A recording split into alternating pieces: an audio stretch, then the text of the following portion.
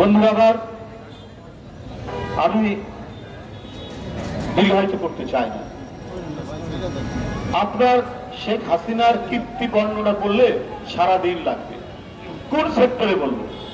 চিকিৎসা সেক্টর, শিক্ষা সেক্টর, অর্থনৈতিক সেক্টর, মানে উনি এবং উনার 14 পুরুষ পরবর্তী প্রজন্ম যাতে সুখে শান্তিতে প্রাসাদের মধ্যে ঝাড়বাতির আলোয় বসবাস করতে পারে, এই কারণে শেখ হাসিনা আর তার বোনের নাম কি শেখ রেহানা, তার ছেলে মেয়েদের জন্য তিনি কয়েকশো বছরের একেবারে প্রস্তুতি করে দিয়ে গেছে। আরে বাবা, আপনার একবারও মনে হলো না যে আপনার ভাগ্নি শেখ হাসিনার মেয়ে টিউলিপ ইংল্যান্ডের এমপি এবং মন্ত্রী হয়েছে? কিন্তু ওই দেশটার বাংলাদেশ না। ওই দেশে সংবাদপত্র ফ্রি, ওখানে বিচার বিভাগের স্বাধীনতা, চরম স্বাধীনতা রয়েছে, বাক স্বাধীনতা রয়েছে। আপনি সেটা আটকাবেন কি করে? আপনার ঘনিষ্ঠ ব্যবসায়ীকে দিয়ে আপনি টিউলিপের জন্য দামি ফ্ল্যাট কিনিয়ে দিয়েছেন, টিউলিপের ছোট বোন রূপন্তীর জন্য আপনি দামি ফ্ল্যাট দিয়েছেন, তারপরেও আপনি বাংলাদেশের প্রধানমন্ত্রী।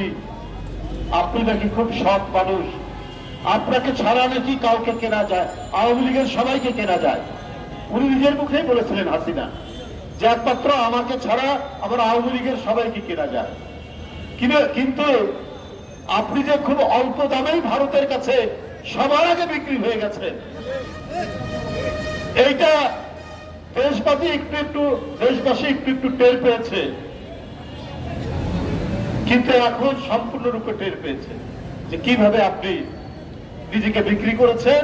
আর গোটা দেশকে বিক্রি করে আপনার ভাগ্নির জন্য, আপনার ভাগ্নের জন্য, আপনার ছেলে সজীব অজের জয়ের জন্য, আপনার মেয়ে সাইমা অজের পুতুলের জন্য আপনি যে সাতটাদের বেহেশখানা বেহেশত তৈরি করে দিয়ে গেছেন, এটাও তো এখন গণমাধ্যমে প্রচার হচ্ছে, এটাও তো আমরা জানতে পারছি। সজীব অজের জয় কোথায় থাকেন জানি না, দুবাই না কোথায় না আমেরিকায়, তার 8টা বিলাসবহুল গাড়ি পাওয়া গেছে। একটা না না 8টা বিলাসবহুল গাড়ি, মানে যে সে গাড়ি না, একটার দাম 20-25 কোটি টাকা দাম। তো আপনার ছেলে কি করত? সজীব অজের জয় আপনারা শুনেছেন? ওই কি কোনো ব্যাংকের ম্যানেজার ছিল, কোনো অফিসের কর্মকর্তা ছিল, কোনো বিশ্ববিদ্যালয়ে পড়াশোনা করত, কোথাও বড় ব্যবসা করত? আমরা তো শুনিনি। তাহলে এত বিলাসবহুল গাড়ি, এত দামি গাড়ি কোত্থেকে আসলো? এই শেখ হাসিনা প্রতিটা আর্থিক প্রতিষ্ঠানে তার নিজের লোক দিয়েছিলেন, যারা এই লুটপাট আর টাকা পাচারের সাথে জড়িত। এই যে এসকে সুরের নাম শুনছেন না? এখন ধরা পড়েছে এসকে সুর, বাংলাদেশ ব্যাংকের ডেপুটি গভর্নর। এই এসকে সুর, ইনি ছিলেন শেখ হাসিনার সমস্ত লুটপাটের কথা। বাংলাদেশের মানুষ অনেক কিছু টের পেয়েছে, কিন্তু শেখ হাসিনার গুপ্ত হত্যার ভয়ে অনেকে মুখ খুলতে সাহস পায়। আর এই এসকে সুর, সে পিকে হালদার নামে আরেকজন টাকা পাচারকারী, তাকে আশ্রয় প্রশ্রয় দিয়ে হাজার হাজার কোটি টাকা বাংলাদেশ থেকে পাচার করেছে। তাই বন্ধুরা আমার, এইভাবে একটি দেশকে লুট করে, একটি দেশকে আত্মসাৎ করে যে প্রধানমন্ত্রী থাকতে পারে বিনা ভোটে, সে ছোট বাচ্চা শিশু, তাকে হত্যা করবে না তো কাকে করবে? সে একটা তরুণ কিশোর স্কুল কলেজের ছেলেকে হত্যা করতে শুধুমাত্র এই কারণেই যে তাকে ক্ষমতায় থাকতে হবে।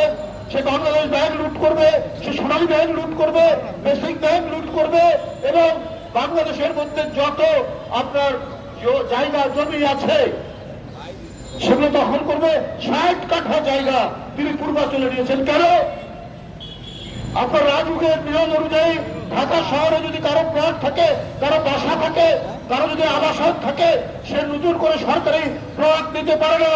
শেখ হাসিনা সমস্ত বিধিবিধান সমস্ত আইনকে পদদলিত করে তিনি ৬০ কাঠা পূর্বাঞ্চলে তিনি প্লট নিয়েছেন সাইমাবাদের পুতুলের নামে, আপনার ওই টিউলিপের নামে, আপনার কি বলে যে তার ছেলে সজীব অজের তার ছেলের নামে আপনার 10 কাঠা করে 6 জনের নামে তিনি প্লট দিয়েছেন। কত বড় চোর, কত বড় ডাকাত, কত বড় আত্মসাৎকারী হতে পারে শেখ হাসিনা যে কাজটি তিনি করতে পারে।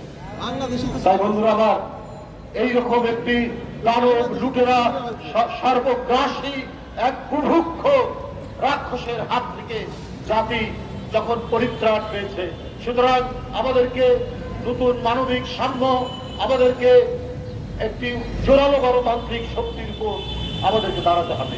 আমাদের এই দেশে বিচার বিভাগের স্বাধীনতা নিশ্চিত করতে হবে। আমাদের এই দেশে মানুষের কথা বলার অধিকার নিশ্চিত করতে হবে।